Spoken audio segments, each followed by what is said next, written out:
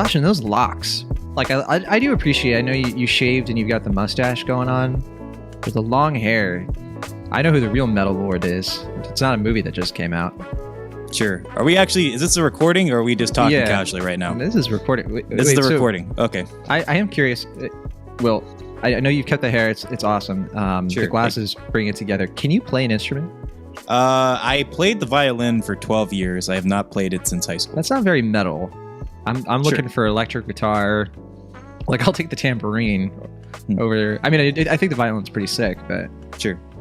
All right. The fiddle. Well, this is my failed pitch to get you to start a band with me. But all right. Well, fair enough. Am I allowed to keep the long hair for the wedding? I think so. You just gotta wear. You just gotta wear nice clothes. Okay. I didn't know would your fiance be mad at me if I came with long hair? I wasn't quite sure. Well, this isn't like London in the 1950s. Sure. I think we're okay. Cool. All right. Yeah, come as you are, I suppose. Sure. Yeah, you could tie it in a ponytail. I don't know. Do what you want to do. It's up to you. Yeah. Okay. What are we talking about? Oh, yes, we are talking about movies. Welcome once again to Cinemaholics, the Major Motion Podcast, where we talk about the biggest, best films coming to theaters, streaming online. I'm John Negroni from the San Francisco Bay Area, film editor for theyoungfolks.com. From Pittsburgh, Pennsylvania, he's a news and entertainment writer at Collider. It's Will Ashton. Hey. Ambulance, Sonic. Those are the two movies. But I'm going to hijack this.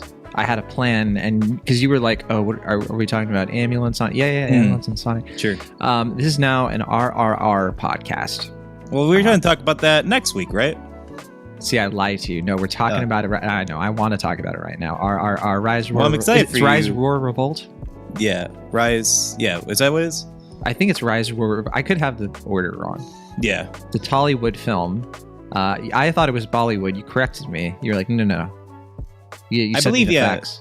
I believe it's Tollywood. Like I said to you earlier, I think it is Tollywood, but I don't want to say definitively because I'm by no means an expert on Indian cinema. But we are gonna talk about it next week, but absolutely. I just want to say this right now. Come on, this movie, like, drop everything. Like, if this is playing in your area and you can watch RRR, go see it. It's playing like in a bunch of theaters around the U.S., right? Like, I don't know how many. But it was playing in a bunch of theaters around the Bay Area. So yeah, Bay Area folks, this movie, go for it.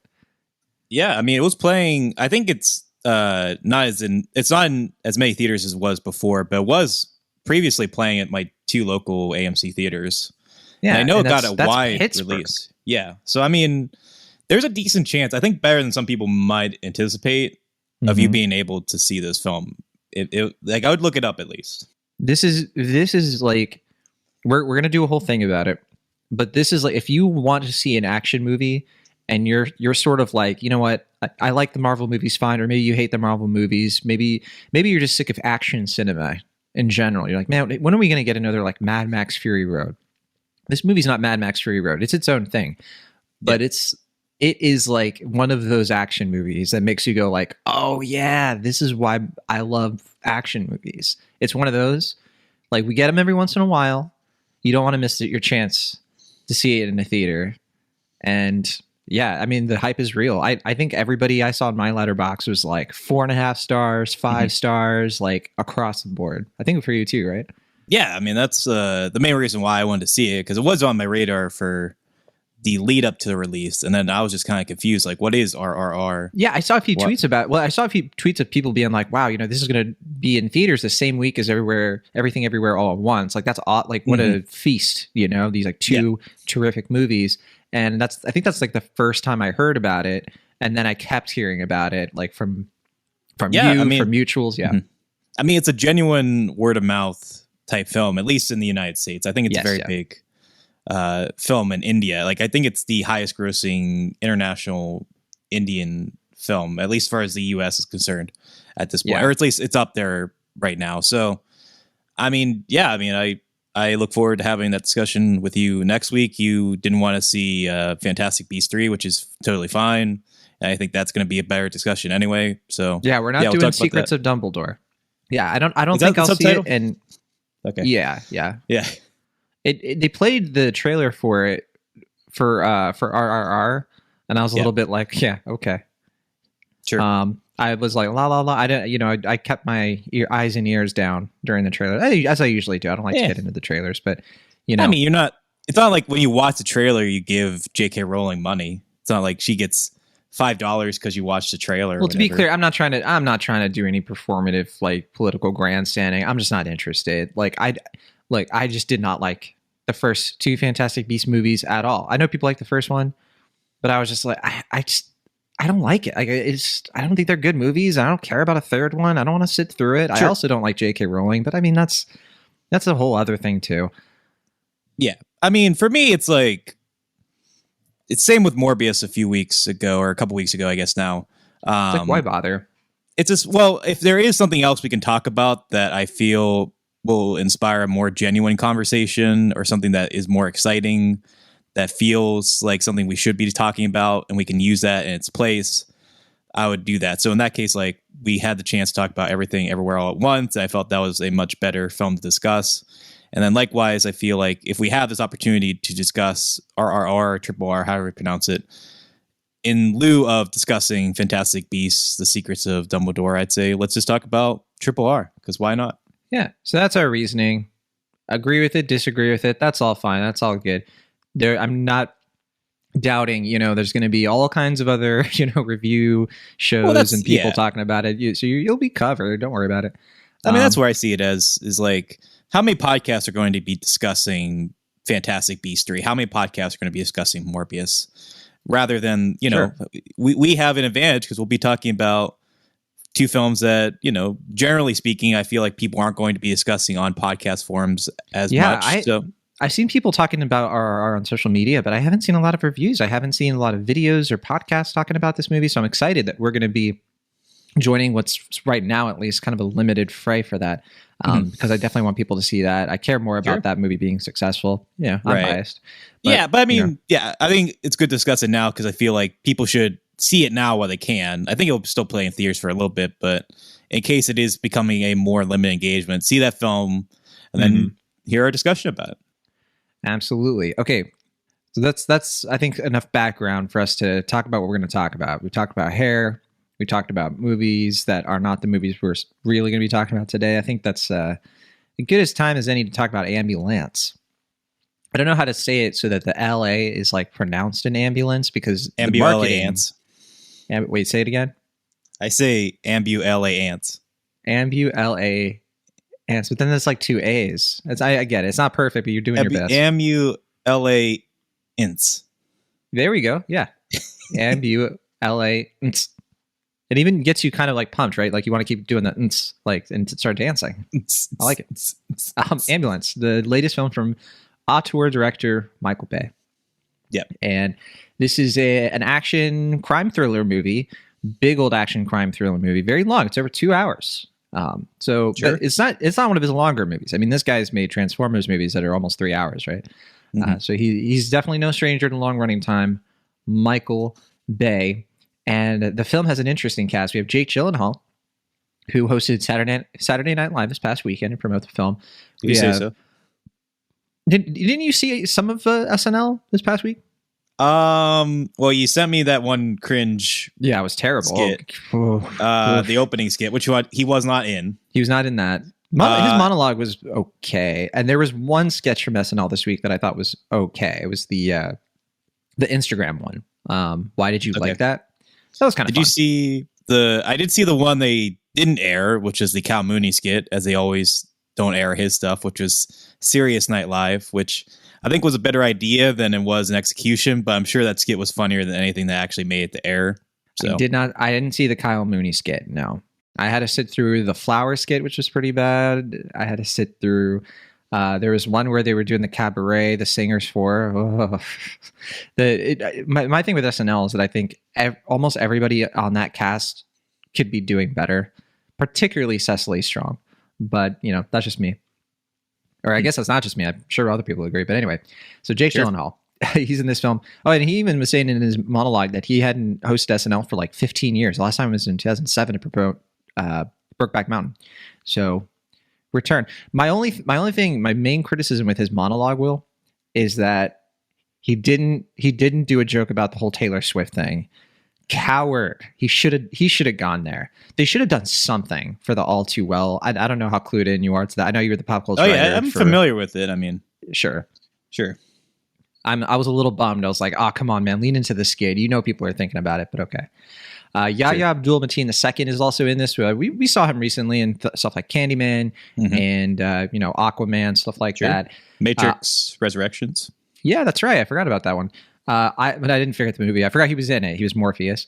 And then we had Eiza Gonzáles, who we've seen in a bunch of things. I mean, I feel like the first thing, like we saw her, I think, in I Care Too Much was one of the most recent. And then Baby Driver, she had a fun role in that. She's been in a few other things I'm just blanking on, but this movie is basically about a bunch of bank robbers on a heist gone wrong, and they hijack an ambulance, and they have hostages with them. One of them is the paramedic, Eiza Gonzáles. They're two adoptive brothers, the Gyllenhaal and Abdul-Mateen II, essentially trying to outwit and outdrive the police and escape with their lives and the cash. Okay, Michael Bay. We've talked about a few Michael Bay films, I think, on the show. I don't think we talked about Transformers 4 or 5, yeah. I think it was. Because I think you weren't there for that episode. It was me and well, that was Transformers 5, I think you mean. The one with Anthony Hopkins. I corrected. Yeah. I forget why I wasn't on that one. But I remember being relieved because I didn't really want to see that movie. Sure. And for some reason, I wasn't able to take part in it. So it worked out. But I did see and discuss with you Six Underground, the Netflix one that he released a few years ago. Well, I was trying to remember, like, did we have a long conversation about it? I know we also talked about 13 Hours. Did we? Oh, no, we didn't talk about that. I talked about that on Now Conspiring. I was going to say. Yeah, I don't remember. My previous pod. Yeah, I was going to say, I don't remember talking about that one with you because I think that was before our time. That was, that was 2016, BW, before Will. Sure.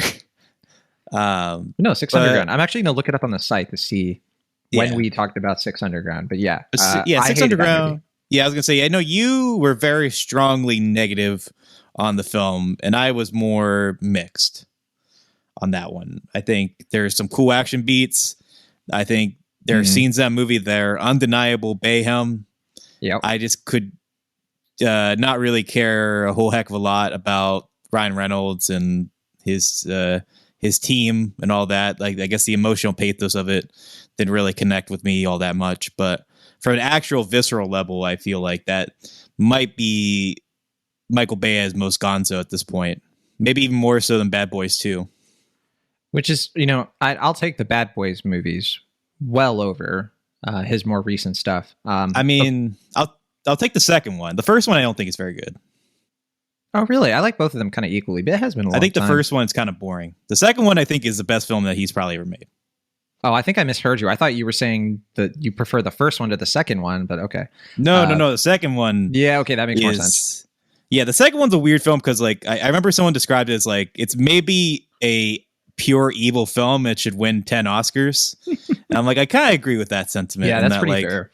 Like, it is like maybe morally not a great film, but on a pure visceral action level, I feel like it is an undeniable spectacle and feat. All right, so we talked about Six Underground on episode 147 of the Cinemaholics podcast. This is fun.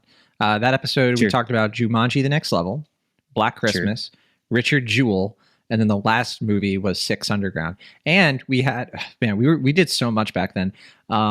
We also started, I went through Hala, Atlantics, I Lost My Body, The Peanut Butter Falcon, and Transit. How many movies did I watch in 1 week? And then we did, I think you talked about 1917 and In Fabric. Oh, okay. And that was before the main reviews. So yeah, and guess how long that episode was? An hour 25. I was going to say, I feel like the weird thing is that our episodes have gotten longer, but we're discussing less films. I don't know if that's better or worse. Sorry, no, an hour 39 minutes. I misspoke. Yeah. So yeah, I feel like you got more bang for your buck, maybe, as far as like actual film reviews on those episodes. But I like to think that we have more in-depth conversations now. I think that's the case. Yeah. I prefer the way we do it now, honestly, which is why we do it the way we do it now. But anyway, Ambulance. I kind of went into this movie not with high expectations, obviously, but I kind of was like, hey, you know what? This might be slightly better than some of the previous Bay stuff we've gotten. You know, it's not Transformers movies. It's not going to be that, like, I didn't think 13 Hours was horrendous or anything, but I just thought it was kind of like whatever. I don't remember it super well, honestly. For me, like, and I want to get your read on this. For me, yeah, Bad Boys and, you know, Pain and Gain, The Rock. These are the Bay movies I can tolerate. I don't like them that much. The first Transformers, even, like, I just think that they're competent movies. They're you know, they have their things that I think kind of annoy me on a visceral level, but certainly they're extremely watchable, entertaining. I get why they're successful. But where you stand on the Bayhem? He's a director that I've never fully been on board with, but as time has progressed, I think I've kind of grown to respect him more. Certainly, I feel like he has honed a style that, even when it's not really my thing, is undeniably his, in a way that at a time right now where movies are becoming a little bit more anonymous, they feel more producer driven as opposed to director driven. There is something really admirable about how Bay is just continuing to do his thing. Admittedly, I guess at a smaller scale than before with the Transformers films, but in a way that I think feels more attuned to his sensibilities. It's more confident. It's more willing to do some really outlandish stuff. And it's never always my thing, like I said, but I think I disrespect his hustle at this point. I do think the last decade or so, with the exception of the more recent Transformers movies, I think he is getting better. Certainly, I think Pain and Gain is a better film than most of his previous stuff. And likewise, I think Six Underground is a more entertaining film than some of the previous Michael Bay films. And with Ambulance, I guess I came up with more expectations because it did feel like, okay, this is not an IP-driven film. It's not a movie that is trying to sell a franchise. This is like a return to form in a way, or like kind of a return to a sort of 90s thriller, action thriller sensibility, where it's just two movie stars, or I guess one soon-to-be movie star, one proven movie star, in a ambulance that's going really fast, away from the cops. A lot of gritty action stuff is happening in the process, and it's like very contained. Something that I can understand why they made during the pandemic, because it's one central but moving location reserved to primarily 3 actors in that one place. And it's like, okay, I can understand why they did it this way. I was more excited for this film than I was for most Michael Bay films, and I think this is only the second one of his I've seen in theaters. The only one I saw prior to this one in theaters was really 13 Hours. Yeah, most of them I watched on DVD. I've seen almost all of his films though. I think I've seen almost every single one in theaters except for the first Bad Boys I did not see in theaters. I also didn't see The Rock. I was too young. Armageddon I saw in theaters, Pearl Harbor, Bad Boys 2, The Island, all the Transformers except for Age of Extinction, because that one I don't think I ever saw that one, or if I did, it was like right before I think we saw the last night. Sure. But I saw 13 Hours, I've seen all of them in theaters except for like a few of his early ones and his Netflix movie, obviously. Yeah, I mean, 13 Hours, I just remember that was the only one I saw in theaters because I saw it at a press screening. This is the first one I've paid to see a Michael Bay film. Oh, wow. I think it was just because there was that sentiment. This was my first screening, actually, for a press screening for Bay. Usually I have to pay. Sure. And I think it was just because, like, and maybe some of our listeners are too young at this point to remember this, but there was a sentiment, certainly in like around like 2009 when the second Transformers movie came out, where it's like Michael Bay represents like the death of cinema. Like he is, you know, weaponizing cinema in a way that feels like it is antagonistic to its audience, antagonistic to the form. Just like basically it feels like his movies were put in the blenders and just, you know, like it feels like you're just kind of in a whirlwind of chaos. And I think that's become more endearing now, but I think I heard all that and I was like, well, I don't really want to support an artist like that. And I guess I just never really did. But now I'm kind of like, well, now I'm more sympathetic to that, I guess. Cause it's like, it may not always be my thing, but I want to support an artist who is actually true to his style and doing something that is true to him rather than something that feels like he is appealing to a studio or to an IP brand. Certainly he has done that with the Transformers films, but he's moving away from that now. So I'm more sympathetic to what his style is, I guess, at this point. I'm in a weird place because like I don't respect the guy. I think that his style and everything is just oppressive. But the thing I respect is that he makes a product that a lot of people really enjoy, and he makes it for them, and they get the product and they like it. And I'm on the sideline, and I'm just like, that's cool. You're enjoying it, and no skin off my back. But I think that like I'm not that far where I think like he's the death of cinema. It's like, no, it's not that dramatic. I just think that his philosophy of film is so antithesis to mine, where it really just his way into like the heart of any single movie, the way that he handles characters and emotional, pathos, and the like things that he wants to say. If he wants to say anything at all, I have absolutely no connection. I feel like I'm watching a movie made by a robot, and I'm just not into that. Like I just don't.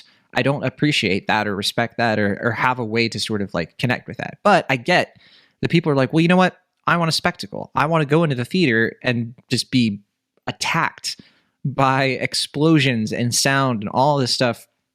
And you know what? Like, I don't think that's wrong. I don't think that that's like, that makes you less of a cinephile or a fan of film at all. It's like, if that's what you want, by golly, you're paying your ticket. Get your ticket price. That's what you want. Go get it. But I can't. I'm seeing the reviews come out for Ambulance because like I saw this and I was like, no. Like I watched this movie and it was like an hour too long. It was, I think, a stagnant, like hopelessly amoral, immoral, just film about nothing. And so much of it was like interesting on a like superficial way, I guess. Like there are certain moments in this film where like, that's like a really cool idea to put in a movie. I wish it was in a movie where I cared about what was going on. Specifically like this whole sequence involving like doing a surgery in the back of an ambulance, like when, during a car chase, like that's a really, really cool idea for like an action set piece. The way this movie does it though, is just like dizzying. Like it's the same Bay thing that I think he struggled with for so long, is that like his coherence as an action filmmaker is zero. Like it's so one of the opening things in this movie is the actual heist, and it cuts so undeliberately. Like people just shoot, and you don't see what they're shooting at. You don't have an idea of the layout or like where people are going, and people are just dumb in this movie. And I'm sitting there being like, if the filmmaker doesn't care about like the real motivations of the characters, besides, I guess, the central two, right? If he doesn't care about like making this heist have any sort of logic coherence or show us any of the actual exciting moments of like getting into the bank, doing all these things, why am I supposed to care? I just think that a lot of it is violence for the sake of it. And I can't get into that. But I'm seeing critics go to this movie and just be like, well, I like it ironically. Like I enjoy the mayhem. I got into it and I liked it. Okay. I don't get it. I guess it's like, I like being like, I like Dane Cook, unironically, like, even though his style to comedy is oppressive. I don't know. I don't mean to bring Dane Cook into this. He didn't. Sure. But that's what it reminds me of a little bit. Yeah, I guess I gotta generally disagree with you in the case of this film, in that I feel like this is actually an evolution point for Michael Bay. It feels like he's a little bit more honed in. It feels a little bit more mature. I do think his politics are always a little bit uncertain. Like I can get past that. I don't need his politics to match up with mine. Like I don't care. Of course his politics don't match up with mine. I can still enjoy his movie, but sure, it's just the way that he gets his politics across is so lazy. And that's all. Well, that's what it feels like. It's a little bit more complex, I think, because like there's a very clear thing where it's like the healthcare system in America is terrible and it's oppressive, and people must resort to drastic and dangerous measures in order to protect their loved ones. And it's like, okay, not the most complex way of looking at the healthcare system, but I'm not asking for that from Michael Bay. It's actually something I find more appealing for him because it gives it some more grounded, rooted stakes. And I think the fact that it is fairly contained to three characters allows him to not lose the plot in a way that his other previous films, with the exception of maybe Pain and Gain, well, have that's often done. I think that's where the movie falters, though, is because you have just 3 characters and you have a lot of time to investigate what you're talking about, like the healthcare system, being a veteran, in terms of Eiza Gonzáles' character, how she just, becomes so numb to what she's done, and stuff gets brought up about her past and like why she's not a doctor, all this stuff, and I'm like, we have all of this stuff to explore, but we don't for over 2 hours. It's just sort of the same beats over and over again. That's why I call it oppressive. It's so repetitive and redundant that I was just like I wanted the film to end. Sure. I mean, I think maybe the Tony Scott version of this film, which I think Tony Scott was always probably the biggest influence on Michael Bay's work. Certainly his earlier stuff when he was with Bruckheimer and working under that studio, or that producer, I mean. And I imagine his version, or if you want to go a little bit loftier, maybe the like Michael Mann version of this, or the like who's the guy that did Speed, the guy did Twister too. Twister. What's his name? There was a sequel to Twister? No.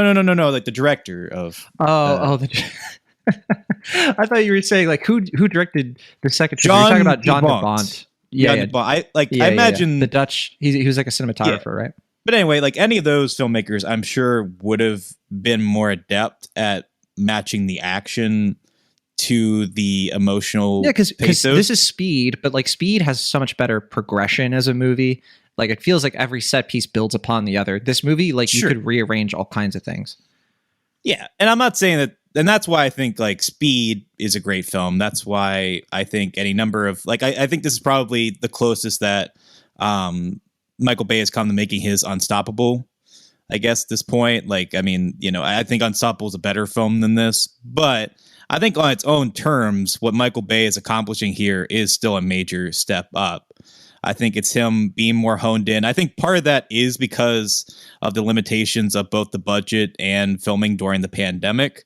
But I think actually those limitations prove to be more beneficial to him because it allows him not to get so out of sync in a way that I feel like the last few Transformers movies got out of hand and all that. I think he's able to be reined in enough that you get that Michael Bayhem chaos, that Bayhem, if you will, but not to the point where it feels, I guess, in the way that you feel where it's like oppressive. I didn't feel that to that extent because I feel like the characters were reined in enough. The focus was reined in enough that you're able to get engaged with the characters and the story enough to keep it going and keep moving. But I agree that like it is a long film and it is such a simple premise. It's working. Like the first hour, the movie's working.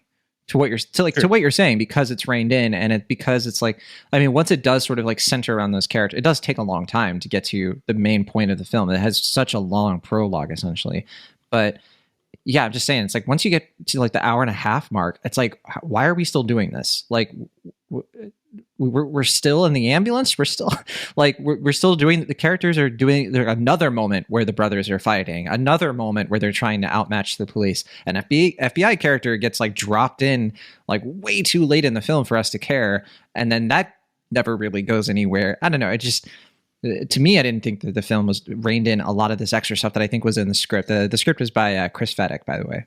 Sure. But I don't know. I mean, I guess, certainly by the third act, I can feel the exhaust coming in. But I guess I'm just not as like overburdened by this as you feel you are, I guess. I mean, it just doesn't hit me quite as hard as it did for you. I'm still with the film for most of it because it's able to retain that kinetic energy. It's able to keep moving forward. And I feel like there are less moments where in previous Michael Bay movies, like he has like these little like sketches where like there's like awkward comedy beats and all that stuff. Like there are a couple of those in here, but most of them at least still progress the plot or keep the characters in focus. Like it doesn't feel like there's anything like Ken Jeong's stuff in the like whatever Transformers. I think that's the third Transformers movie where it just feels super out of place and it feels like it's adding to the film in an unnecessary way. I felt like I said, I think he was able to restrain himself enough to keep it contained to the plot and keep it focused. Now, would I have liked more character depth? Would I have liked more to know about these characters? Yes, but at the same time, I don't think it comes at the disservice of the film that we don't know more about them. I think we know enough to keep it going. I think they were I was worried that they were going to do that when they were introducing all the other bank robbers. And I was like, okay, are these bank robbers going to go do different things in different parts of the city? And we're just going to be like having all these like intercutting stories. Yeah, that would have made this even worse. Probably would have made it longer. But no, the movie doesn't go there at least. But I don't know. I just think it's very unceremonious in terms of what it does with some of these side characters. I did think Garrett Dillahunt, like, they do have that whole thing where he's sort of like the police captain sort of character. He's the one who's like trying to stop the bank heist like before it started or like before it went like terribly. That made no sense to me at all, though, like what their plan was necessarily, because clearly that didn't work. But anyway, I thought, Dillahunt at least had like an interesting turn in this movie. Is like how he was handling things, and I was appreciative that we didn't have all of these tangents, I guess. Like, it was always focused in on, well, they're in the ambulance. The only problem with that is like there was no breathing room. There were, that's the thing. I was like, this, if you're only going to be on the ambulance and it's going to be that focused, make it a 90-minute movie. Like the 90-minute version of this would have been, I think, fine. Like kind of an average movie, sure, by my estimation, at least. I think the thing that people are really liking about this, and I'm seeing, is like people are like, well, there are drones in this. Oh, the drone shots is incredible. I mean, I don't know how you can argue against that. They took me out of the movie. They took me out because I don't think the drone shots and the tilting and the pivoting, I don't think I thought the color balance was way off. The sound kind of just doesn't, like, if you keep the same sound quality for the main cameras that they were using, and then you switch to the drone, it's the same thing. I don't remember 13 Hours having like drone footage, but I remember it having like extra like footage to sort of like mimic the military environment. It kind of made sense in the story, though, and here it doesn't make sense. So I found it kind of jarring. I was just like, wait, what? Like, why are you doing that? And like the zoom and zips, it was like, I just think it's like a different cinematic language. You're just like shoehorning into this, and I get it. I'm the minority on this. People are like, well, no, it's cool. Like, but I didn't think it was cool enough.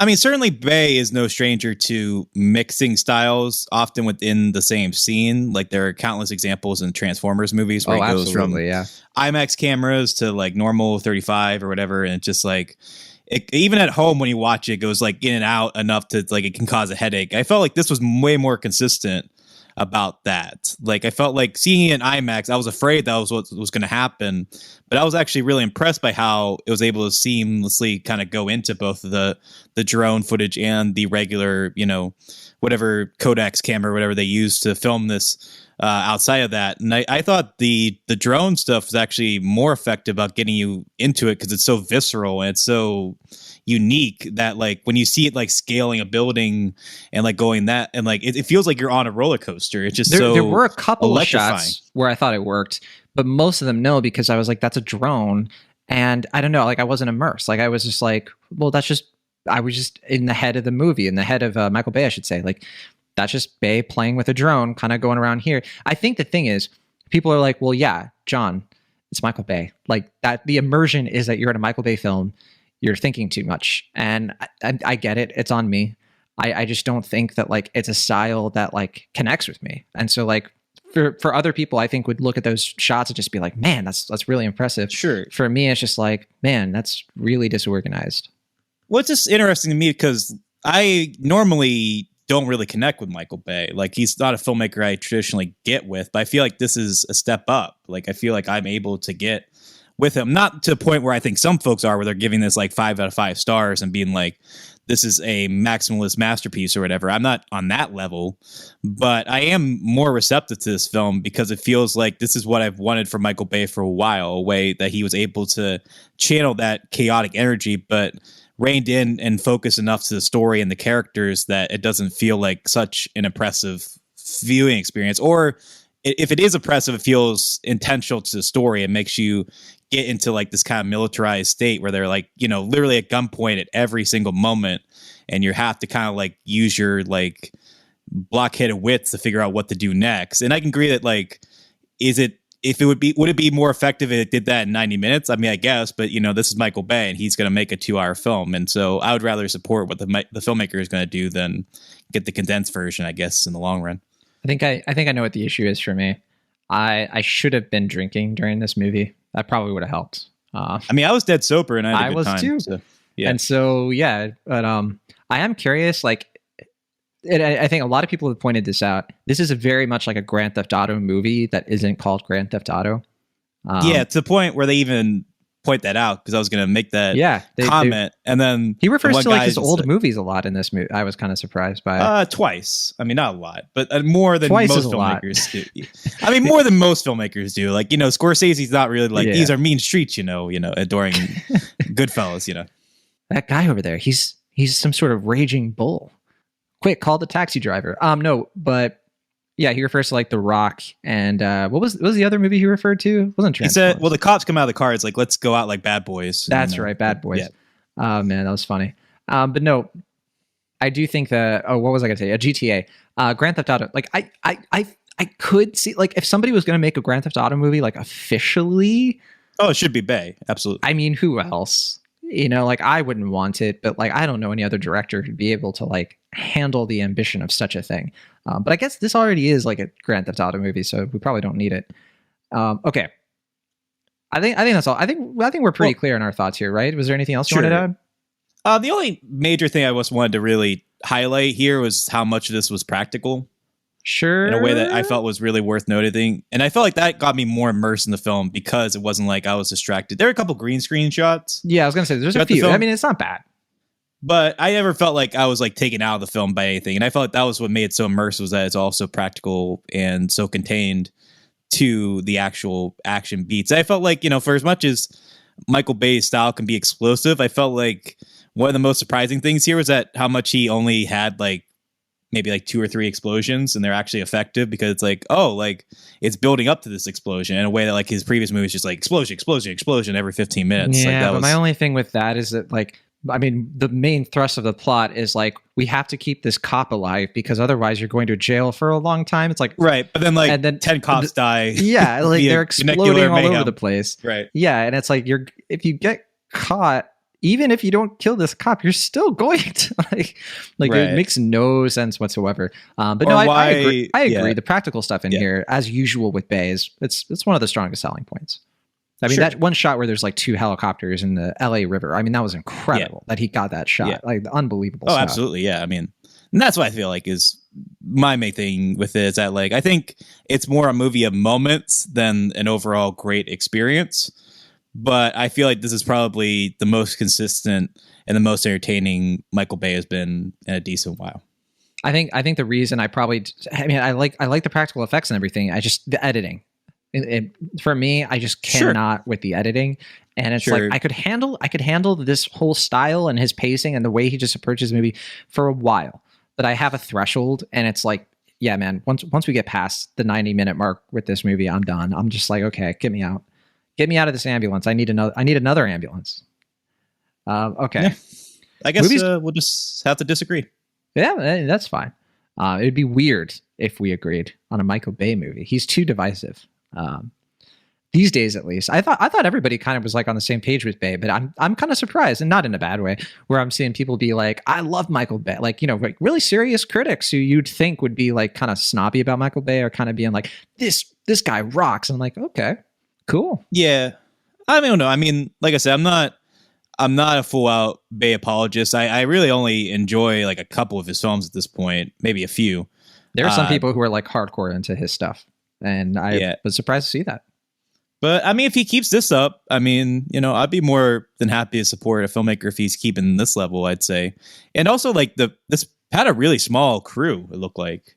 And he's not doing some of the most egregious stuff of his career that I think was more reprehensible. Like it's just some of the stuff he was doing, like the objection, like the objectification of his like female stars and stuff. I was worried about that with Eiza Gonzáles' character, but it's actually not there. Yeah, I thought it was actually really like she just. I think all the performances here are good. He's growing up, man. Yeah, Michael Bay. He may be in his late 50s, but I think he just entered. He's like in his 30s, I think, maturity wise. And so we're seeing some progression. Sure. No hate to Michael Bay as a person. I think I've heard, as far as I understand, like I think there have been like some rumors of like some issues he's had with like women in general, but like by and large, I think people are like, he's a pretty nice guy. Seems like a pretty good dude. Right. Yeah. I mean, the only person I've heard speak out against him was Megan Fox, which shouldn't be discounted. It was Megan Fox and Kate Beckinsale too. Kate Beckinsale. I didn't hear that for, one. But Pearl Harbor. Okay, yeah. But that's when he was a teenager, right? Maturity-wise? Sure. So, I mean, I'm not going to like discount those experiences or their perspectives. But I will say, I think generally, yeah, he seems like he's a pretty collaborative and, open filmmaker. Like I think he like encourages people to offer stuff, but he stays true to his style and stuff. And yeah, I remember hearing that, like, I guess like Jake Gyllenhaal, there were a couple scenes where he just like directed it basically. Like they'd just be like, okay, you should just do this. And I guess Michael Bay was just like, all right, yeah, as long as we get the footage. Yeah, you know what? We didn't talk about the performances much at all, which I thought they're all good. I think they're all serviceable. I think Gyllenhaal is the only one that I was like, ooh, that's a good performance. But at least it's a good performance because he's doing the Nick Cage thing, but he's kind of doing it his way.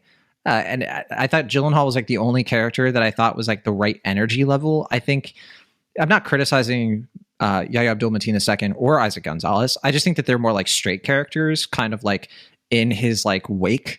And I think that dynamic pretty much works. So I don't have any complaints there. I mean, I think they're both very exciting actors as far as like they have that movie star charisma that suggests that like they could go on to be bigger stars if they get better roles, I guess. You mean Eiza Gonzáles and Yahya Abdul-Mateen II? Yeah, exactly. Yeah. I mean, well, Jake Gyllenhaal is like proven. I was going to say, it's like, well, Jake Gyllenhaal's already an A-lister. Right. But... Yeah, no, I'm talking about Yahya Abdul-Mateen II. Yahya Abdul-Mateen II and Eiza Gonzáles. Yeah, I think they both have very charismatic presences in this film. I think they carry themselves, especially given how erratic most of this film is. I'm sure how erratic it was to film it. I'm excited for both of them as far as what they're going to do next. But yeah, I mean, Jake Gyllenhaal is a proven star at this point, and I think he's, I don't think there's a lot of meat to this character, but I think he really relishes the part, and he seems to have a lot of fun doing it. And I had a lot of fun watching all three of them in this film. Yeah, I have my complaints about Gyllenhaal, but that's separate. I think with Gyllenhaal, I mean, as an actor, I would say, in terms of... Did he slight you? Yeah, he owes me like $5 and he keeps acting like he doesn't. No, but Gyllenhaal was doing his cold open his monologue for SNL. Sure. And he was sort of talking about, how acting should be fun.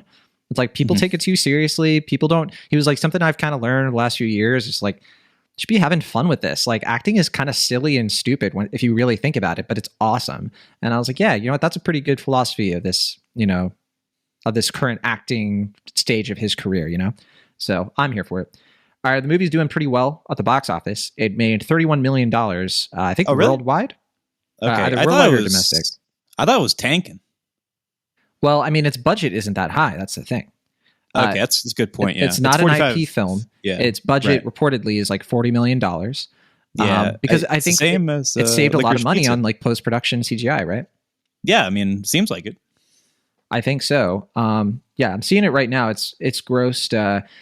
I think that's why people are saying it's tanking, because it only grossed 8.7 million in the United States and Canada, which is that's not good. It should have grossed at least 20. That's like less than half of what it probably. Oh, that's what I mean. Yeah. But it's making up for it globally, pushing it up to 31 million, which that's good. I mean, if it could get to 100 million worldwide, it'll be fine.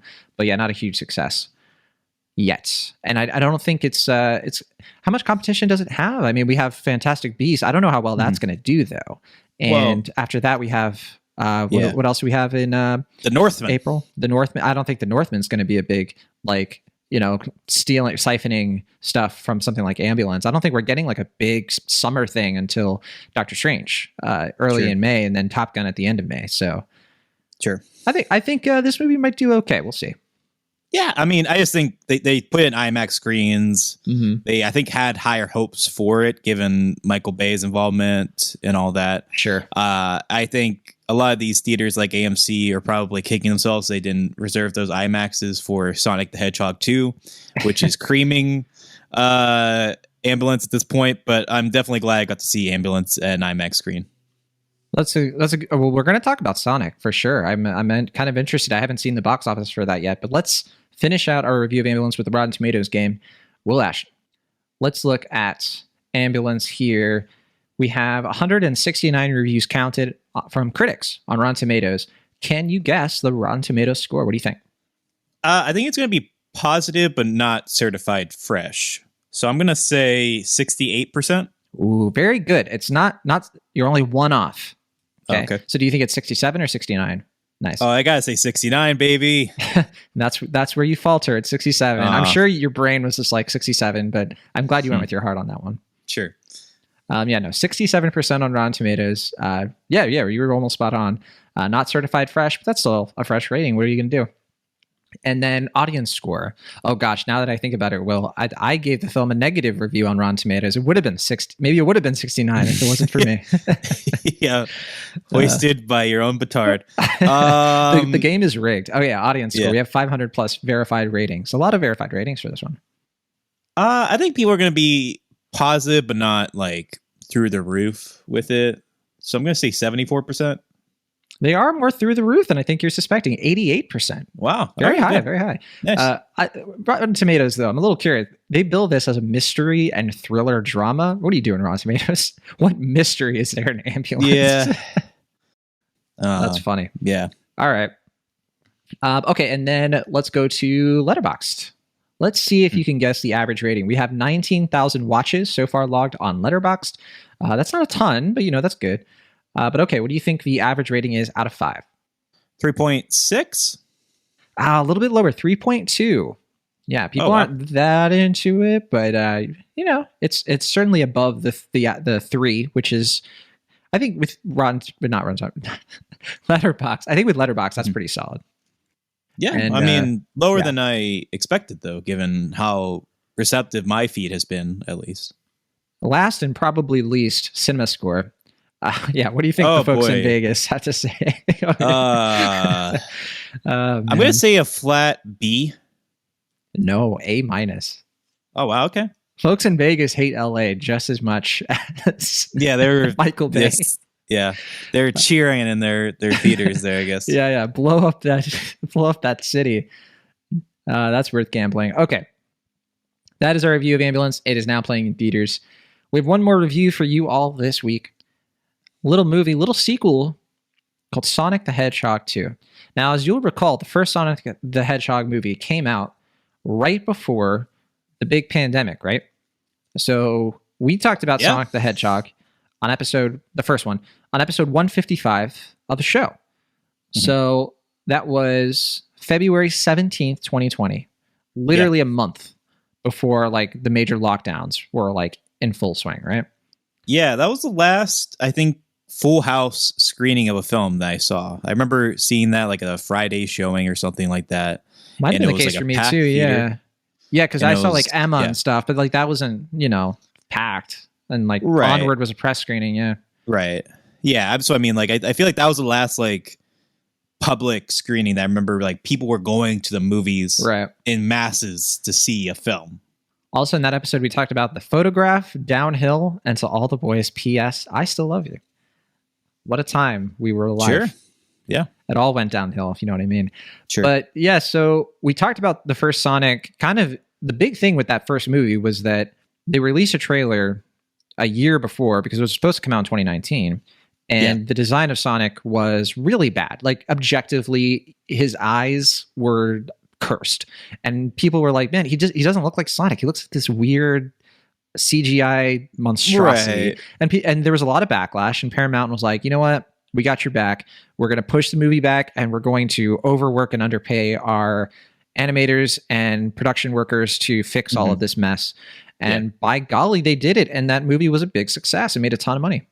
Yeah, I mean, I remember there were a lot of weird comments before the design came out, I think from producer Tim Miller, where he was just like, we're going to actually make it like, what would Sonic look like in the real world and stuff? And it's like, no one's asking this question. Don't do this. Like everyone, like before I was just like, this sounds really weird because he had that poster with the really beefy legs.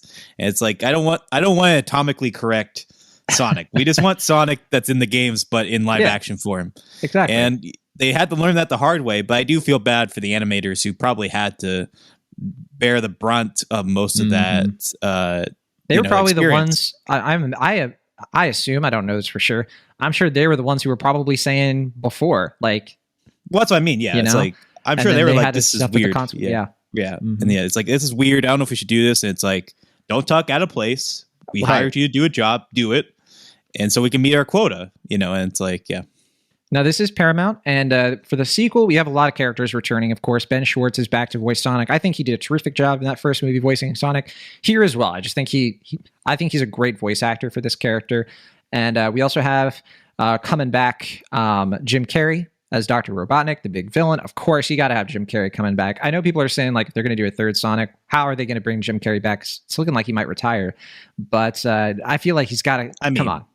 He's under contract, I have to assume. Like, even if he's... I don't know if he's under contract, though. I'm pretty sure they got... But I would be surprised they didn't give him, like, a 3-picture deal that he had to sign for perhaps. James Marsden and Tika Sumpter are back as well as Sonic's parents, adoptive parents, of course. Shamar Moore is back, and he wasn't in the first one, actually, now that I think about it. He's just in this one. And then Natasha Rothwell, she was in the first one. Bigger role in this. That was one thing I was surprised about this movie, is that they kind of put the human characters on the back burner for a chunk of the movie. And I was like, oh, you know what? We're just not going to have James Marsden, Tika Sumpter. We're not going to have them much in this movie. And then the movie is like, psych. They get a whole act for themselves. Yeah. I mean, I don't know what the script was intended to be before the pandemic, but from what I've heard, they made it so it's like they actually kind of did in reverse, where they did a lot of the animation before they filmed the live action segments. So, because that was stuff they could do in-house before they could, film safely in studio or whatever, or on location. So that's why I think there was more animation stuff this time around, because that was the stuff they could do for like a year and some change before they actually shot the film. Sure. And you'll notice too, I mean, the human characters spend most of the time in only 2 locations. So, the main human characters, we should say. All that said, yeah, they shot this film last year, like last spring, and clearly they had some delays and everything. I'm actually kind of impressed that they still came out with this movie 2 years after the first one. So in that respect, quite an accomplishment for the people involved. Jeff Fowler returns as director. The last movie was his first time as a live action it was his live action directorial debut. I think he had done, he was like an animator too, visual effects artist.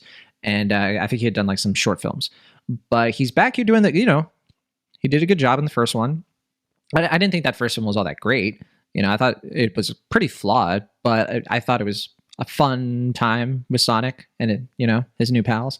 This movie is, I think, way more true to the games. Like we don't have to get super into the plot, but we have some new characters. We're getting more of like the video game characters and plots, where we're going to more locations. We have Tails, the iconic Tails, Miles Prower, the awesome pun of a name, voiced by Colleen O'Shaughnessy, who voices the character in some of the more recent games. And so Tails shows up. He's Sonic's new buddy. We also have a new antagonist named Knuckles the Echidna, also from the games, voiced by Idris Elba. Big name they got for Knuckles. And so he's this powerful, I hate Sonic, kind of character. He teams up with Dr. Robotnik. They're all trying to get the Master Emerald, also from the video games, of course. They're going to different places. It's a big chase hunt, hunt for the MacGuffin. Fun stuff. That's like what the games are, There's one point they're even like, oh, this is going to be a race. And it's like, yeah, that's Sonic. Like, that tracks. It's not like the first one where it's just sort of like, we got to get to San Francisco, and Sonic, you can't go too fast. Like, this movie's like, nah, forget it. We got rings. We're teleporting. We're going everywhere. Sonic, go as fast as you can. So I want to give the movie some props there. I think it's a little bit more of an unleashed video game movie. I also think it's pretty decent. I mean, there were times in this movie where I was like, why do we have this subplot? Why is this happening with this wedding and this stuff? I don't want to give stuff away, but I was like, can we go back to the part where Sonic and Tails are, having a dance off in Siberia? That was fun. That was an energy level I appreciated. So yeah, I don't think the film is like good all the way through, but I gotta say, Will, I had a good time with it. What did you think of Sonic the Hedgehog 2? Did it satisfy your need for speed? Are you now going by Quill Ashton? Maybe so. I went into this, I guess, with fairly modest expectations. Because I don't know, I think the first one, my expectations were fairly low, and I walked away being like, that was like not a good film, but like, okay, close to decent film. I was like, it exceeded what I thought it was going to be. I thought it was going to be a lot more cringy, a lot more unbearable, and I walked away from that being like, this is like a little bit better than I gave it credit going into it. I rewatched the film before this one. That movie does not hold up. I didn't even bother because I was like, there's no way I'm going to like it more. So why would I? Yeah. I just wanted to have a more concrete opinion of the film because like I was kind of wishy-washy on it the first time, being like, well, like I said, like it's better than my expectations were, but I don't know if that translates to it being a good film. So I wanted to have a more concrete opinion. My opinion is that movie, you can really tell, like you can see the flop sweat on it a lot, as far as like it is trying to emulate from Marvel's playbook a lot. You can kind of just tell like where they really like shoehorn in jokes, things that would appeal to as broad an audience as possible. And that's not to say that sequel kind of does that too. I mean, sure, you're probably and I'm not discounting that. Yeah, I was gonna say I'm not discounting that. I'm just saying that watching that film a second time, I was like, way less into it. But not like I don't hate it or anything. I think there's still good stuff in it. I think the third act of that film is still pretty fun, even though it is, like I said, borrowing from Marvel's playbook. Like it's basically just picking up from Thor: The Dark World, where he's like hopping in the rings through different places. But I mean, Carrey is giving a lot of fun energy in that. I agree with you that Ben or what's his name? Ben Schwartz. The guy, Parks and Recreation fame. Yeah. He even makes a joke. He references Parks and Recreation in this movie when he goes, "You're the worst," or like whatever. Okay. That was fun. Yeah. But yeah, so I went into this being like not really dreading it, but I'm like, I'm not really like at a place in my life where I'm looking forward to Sonic the Hedgehog 2. I'll just be honest. So I guess my, again, fairly muted expectations play to the benefit here. Because I think this is, it's decent. Like, it's not great. I would not say you should see this film over a lot of other better films in theaters right now. But I think compared to what my, like, envisioning of the project was, I felt it was more consistently amusing than I anticipated. I think, like you said, the action is kind of bubbly and inspired. I think the animation is generally a lot better in this one because, like they didn't have to rush to redesign a character. And I think, I think Sonic has way more chemistry with any of the animated characters in this than he did with James Marsden. Not that James Marsden was bad. I just felt like there was just nothing really there. It just was a kind of typical, like, we don't like each other, now we like each other kind of thing, or at least as far as James Marsden's character was concerned in that first film. And this one, like, I feel like the buddy friendship between Tails and Sonic is a lot more fun. It's a lot, like I said, a lot more true to the games. And it felt more like this is like what I kind of want from a Sonic film. Far from perfect, but as a goofy blockbuster aimed for families and kids, it's not a bad time. Yeah. It's a fun lesson in terms of like, okay, the first one was sort of about like Sonic, trying to find like his new family, found family. It's like, yeah, we've seen so many movies like that. This one was a little bit more unique in the sense that he's kind of like an older sibling to Tails. He's kind of like, there's a point where James Marsden is like, I wish Sonic had his own squad, his own friends. He's kind of looking at the Shamar Moore character has his squad, his like his groomsmen. And it's like, man, I want that for Sonic. And I was like, it's kind of fun. There aren't a lot of movies that are sort of about how the main character should get more friends. Like I Love You, Man comes to mind, I guess. But, sure, for a family centered movie, that's kind of cool. I know one movie about making friends. Yeah. That came out recently, and it goes by name of R. No, Will, you're wrong, because that's a movie about brothers. Sure. Ambulance.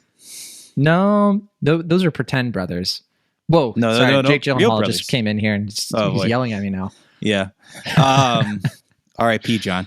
R.I.P.D. you mean? Yeah, exactly, I guess. But yeah, I mean, I think that was the big thing that the first movie got right, was that they acknowledged that Sonic was just basically a rambunctious 10 to 12-year-old kid who just wanted to make friends and wanted to live life to the fullest. I think that was where that movie was at its most entertaining. And this one was just like, now Sonic is like a 13 to 14-year-old kid who's like, getting a little bit older, a little bit more aware of the world, I guess. But yeah, like you said, he wants to be a superhero. They sort of rip off like the whole, like he wants to be a Marvel hero. And I said in my review that this movie really is like recycling the last 10 years of like superhero movies basically, and kind of just like merging them into its own little video game movie. It's weird. Yeah, no, I mean, like I said, it is definitely taking heavily from the Marvel playbook. Like it's just basically copying itself. But more pop culture jokes than the Marvel movies, right? Like they're still joking about flossing. They're still joking about that's cringe. Yeah. That was the only real like big cringe moment though, I think. There were like I was expecting more, and that was like the one where I was like, okay, that's cringe, but I mean, yeah, that's the worst of it. One of the biggest lifts from Marvel for sure is like the entirety of Knuckles. He's just basically Drax from Guardians of the Galaxy. It's the same shtick, but actually less interesting than Drax, because it's really just Drax from the first movie where he's like, he doesn't get metaphors. And it's like, we've seen so many characters like that since 2014, and it's just a little bit like, it kind of like, it works. Like it's like, that is kind of how that character should be, I guess, if you're going to like present him the way he is. Like, of course he doesn't get these things. He's a little bit of like overly serious, but I was like, wow, that's so uninspired for sure. Yeah. I mean, that is a good point though. It is basically like you were saying, it is Drax in red form as opposed to, I guess, gray. But yeah, I don't know. I mean, I do think as far as Jim Carrey is concerned, I think I really responded more to his thing this time than last time. Yeah, whereas like last time, a bit more fun in this. Well, because it realized that like, okay, as Robotnik, it gets more insane. Like he's allowed to be more insane. Like in the first movie, you know, it kind of felt like he was just like a grab bag of all of his like previous characters, like a little bit of Ace Ventura, a little bit of the Grinch. He still had a foothold in like polite society. It felt like, because he was, you know, he wasn't the villain at first. Yeah.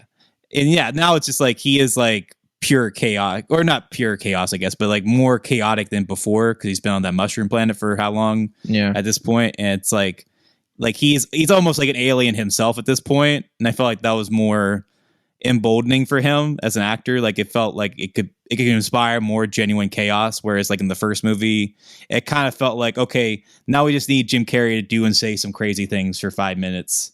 Do what you want, we can edit around it. And this time it felt a little bit more organic to who Robotnik should be in this world, or, you know, who should be coming back to this world in a way that felt more inspired and fun to me. Like this is, I think, the Jim Carrey I wanted from the previous film in this one. Yeah, same here. I think it's the shaved head. I think that's all it comes down to. It's the mustache, I think. It's both. It's a combination, right? I think where I go down on this movie, like where I come down on this movie, I should say, I think I'm a little bit more conflicted about where the cartooniness and the live action sort of collide, because like why not just make an animated movie? I'm still kind of struggling to be like, why does this need to be live action? If like all the stuff that I personally like out of the movie, or when it's not live action, when it is just sort of like, I don't know, I guess because you have Jim Carrey and all that, but I guess like the merging of like all the subplots involving the Hawaii stuff and, you know, Green Hills as a location. And I can't help but wonder, like, would this be better as like a full on cartoon if they just committed it to being animated all the way? Sure. Or would that not be as fun? I guess I don't see what live action brings to this as a movie besides it's live action, so you can take it more seriously. Like kids and adults can enjoy it. I guess that's the only thing that I can think of, you know?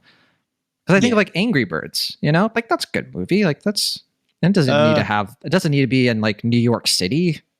Sure. I didn't see the second Angry Birds. I saw the first one, which it wasn't particularly fond of, but that's like the Smurfs problem, I remember, because like the Smurfs movies, they get a bad rap, I think, because they play in the formula, but I think the animation stuff in that movie is generally fine. It just, when it goes to New York City with Neil Patrick Harris, like I don't care about Neil Patrick Harris in New York City. He's a lovely man. I have nothing against him, but in this movie, I don't need him. Like I just want the Smurfs. I came to see the Smurfs. Why are we spending time with Neil Patrick Harris? And it's like with this one, it's like, you know, I'm glad James Marsden is finally getting a role that pays him well. Like, you know, God knows he's been trying to be a leading man for like 15 years. It has not really paid off for the most part. And so it's nice that he's, you know, in a successful franchise. But every time James Marsden's in the equation, Hawaii, I'm just kind of checked out. Like, I'm just like, sorry, James Marsden. Like, I just don't really care about your character, your cop character in this, you know, having marital strife with his sister-in-law. Yeah, that's the thing. It's like, it's a fantasy story. So like your subplot needs to have an element of fantasy to it. Like if you try to you lean too hard on like the real world stakes of like, oh man, aren't weddings awkward? I don't know. It's just like, well, do something more. Like it's Sonic. It's filler. And I think, yeah, for me, like I'm mostly engaged with it until those moments happen. Then that's like, when I check my phone, I'm like, okay, like let's get this over with so we can get back to Sonic and Tails. Yeah, see, and that's the thing. This is not a movie that needs filler. It's over 2 hours. It's 2 hours and 2 minutes. It absolutely does not need to be. I think this movie at most should be like an hour 40, right? Like why is this as long as it is? Because you get to the point, like I think about like an hour and 30 minutes in, and I'm just like, is this going to keep going? Because I don't think it's at the finish line, pun intended, I guess. But I was like, they still have to do like a whole other thing, like another half hour. Like why? Like we could wrap this up in like 15 minutes easy. But no, it kind of has to keep going and going. Yeah. Yeah, because there's a point where like they unlock something, and you're kind of like, oh, I guess this is technically the climax of the film. Kind of a not as big of a climax as I anticipate, but yeah, it seems like things are winding down, and it's like, wait a minute. We're going to a second location. Let's go. And then we're back in. It's like, oh, okay, I guess this is actually the climax. And it's not a bad climax or anything, but at that point you're kind of, like, all right, like I'm kind of ready for this to wrap up a bit. This is getting a little long. Did you stick around for the post-credit scene? You better believe it. Yeah. I mean, they're setting up the third one, and I got to be honest, like I don't find it like enticing very much, but I'm not, it's not like I'm not a Sonic fan. I've played the games.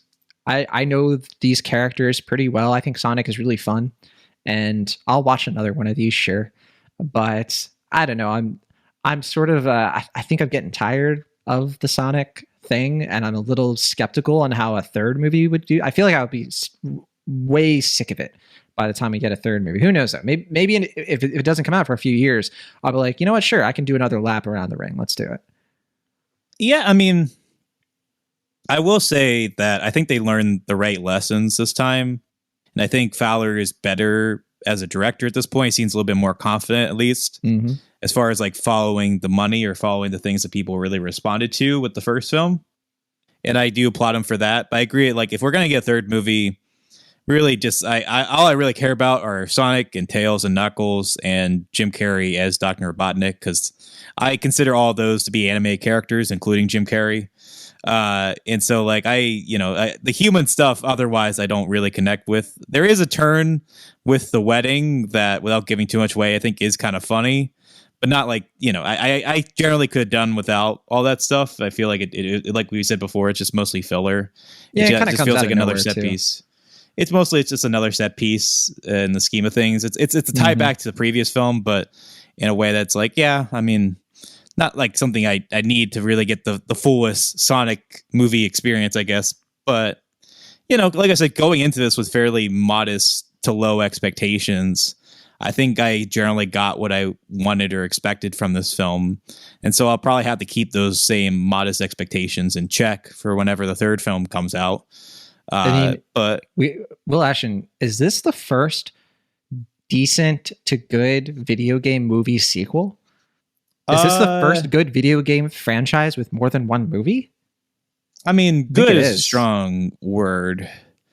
I said decent to good. Yeah. I mean, more emphasis on the decent than the good, I guess. But in terms of sequels, I guess. I mean, if we got a Silent Hill 2 that owned, then I guess we would have to reevaluate. But I can't think of a sequel, a video game sequel movie that was this watchable, this accessible, this decent. Like, come on, what else do we have? Tomb Raider?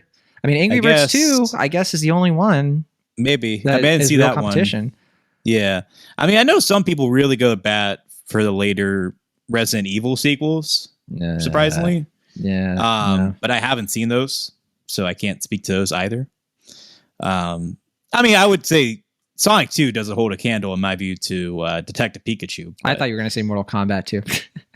But I like these movies better than Detective Pikachu, but that's where Will and I differ. That's for sure. I guess, yeah. But okay. I think that about covers it for Sonic the Hedgehog 2. Any last thoughts before We play the Rotten Tomatoes game. Trying to think. I don't know. I feel like that kind of covers it, really. I think so. I mean, we can say, of course, that we alluded to this earlier in the show, but demolishing the box office. It's made $141 million worldwide so far, $90 million budget, really impressive. And I think it's impressive they kept it under $100 million with as much CGI in this movie as they have, which, we already talked about basically why we think that is in terms of like the COVID production. However, got to point out, still only the second biggest opening of the year. I think the biggest opening is still the Batman. So makes sense. Yeah. But I remembered one last thing I was going to say. Okay. Which is that even though this movie is considerably longer than the previous Sonic film, Sonic, our title character, takes less opportunities in the previous film to put the Lord's name in vain, which I think is good. And I think that means that he is on the right path to being my brother in Christ. And so that's, I think, something we're champion. You heard it. You heard it here first. Sonic is a sinner, just like the rest of us. Sure. And that's how we like it. I mean, he has to do more legwork, pun intended, to earn God's goodwill. Because, God didn't make Sonic. Some other dark deity. Of course, Sonic is not a Judeo-Christian enterprise, right?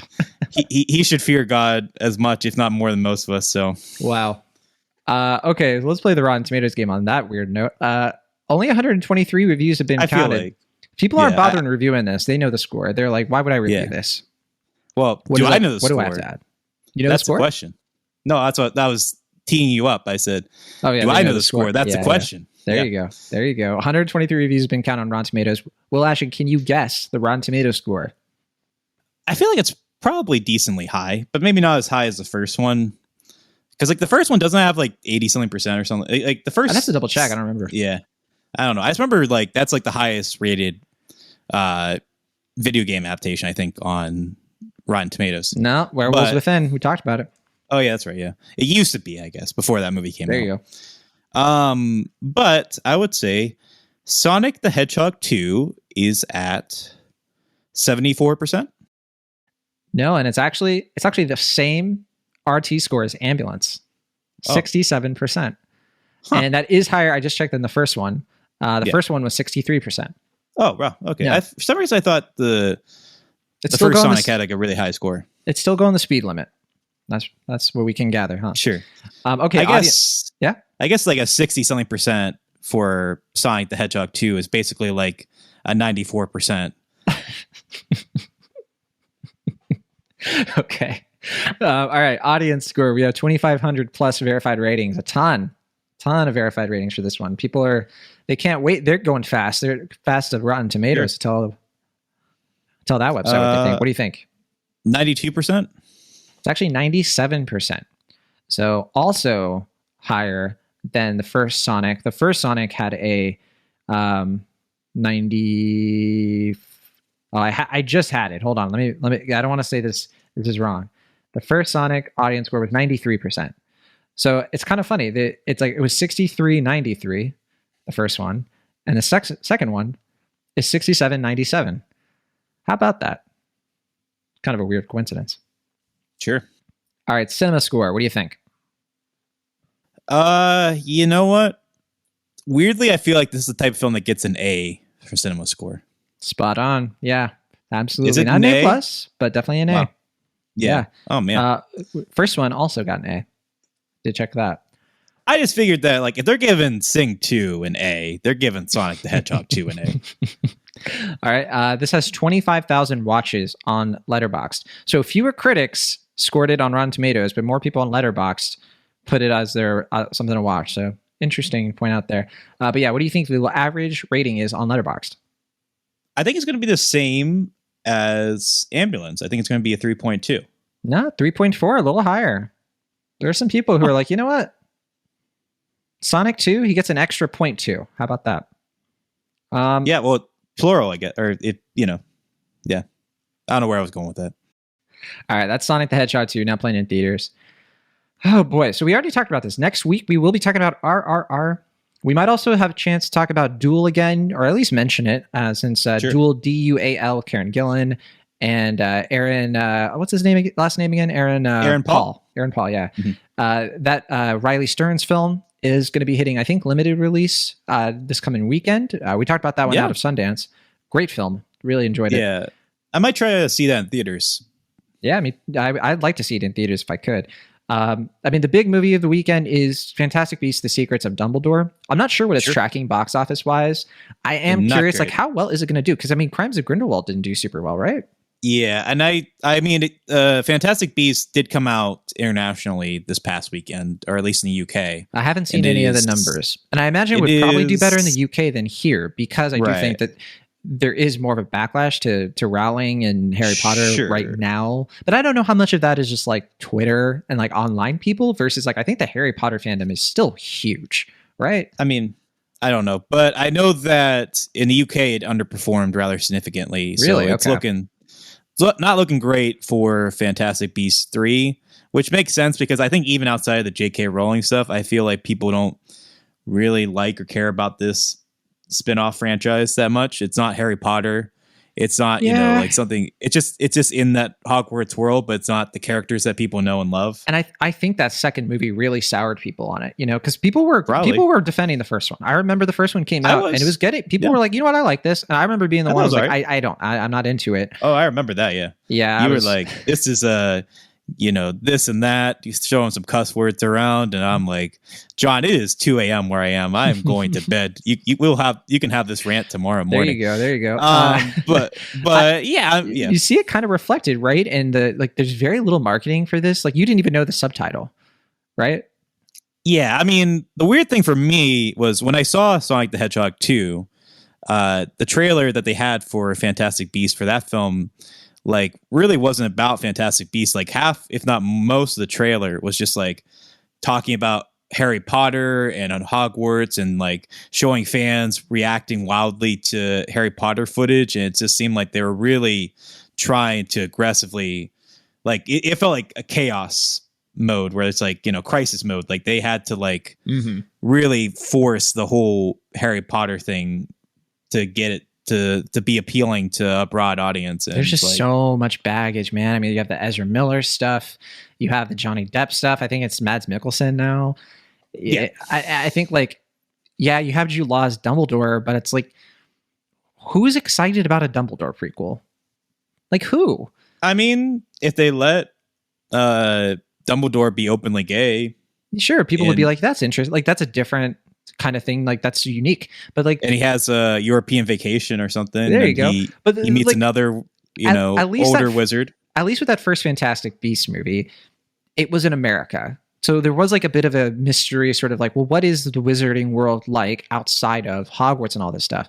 But yeah, then by the time you get to this movie, it's just sort of like, now we're back, you know, to these characters you already know a lot about. You already know Dumbledore. You already, you know, at this point, we know Newt Scamander and the Eddie Redmayne thing. It's just, I don't know. I don't think there's much appeal there. So I have no interest. There's also Father Stu, which is going to be coming out. You saw that one? I saw Father Stu.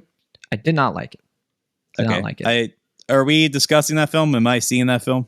That's up to you, I guess. I wouldn't put you through it. I don't think you'll like it very much. I could see you finding like being sort of whatever with it. It's very. Is Mel Gibson good in it? No, he's not. No, he's barely in it.